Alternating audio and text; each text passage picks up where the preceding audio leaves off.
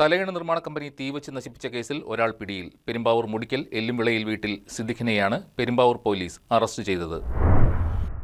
ഇക്കഴിഞ്ഞ മാർച്ച് 21-നായിരുന്നു സംഭവം. മുടിക്കൽ മൗലൂദ്പുരയ്ക്ക് സമീപത്തുള്ള തലയണ കമ്പനിയാണ് പ്രതി മുടിക്കൽ എല്ലുംവിളയിൽ വീട്ടിൽ സിദ്ദിഖ് തീവച്ച് നശിപ്പിച്ചത്. 17 ലക്ഷത്തോളം രൂപ നഷ്ടമുണ്ടായതായി കണക്കാക്കുന്നു. പിടികൂടിയ ആളുടെ സ്ഥാപനത്തേക്കാൾ ലാഭത്തിൽ പ്രസ്തുത സ്ഥാപനം പ്രവർത്തിക്കുന്നു എന്ന വിരോധത്താലാണ് തീവച്ചതെന്ന് ഇയാൾ പോലീസിനോട് പറഞ്ഞു. പ്രതിയുടെ ഇരുചക്രവാഹനം കേടാണെന്ന് കളവ് പറഞ്ഞ് അയൽവാസിയിൽ നിന്നും തൽക്കാലത്തേക്ക് വാങ്ങിയ ബൈക്കുമായിട്ടാണ് പ്രതി കമ്പനി തീവയ്ക്കാൻ പോയത്.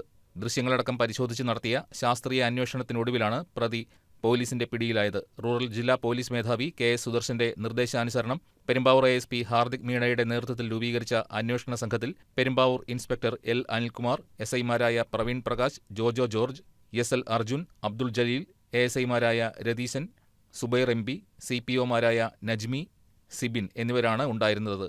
News desk KCV news.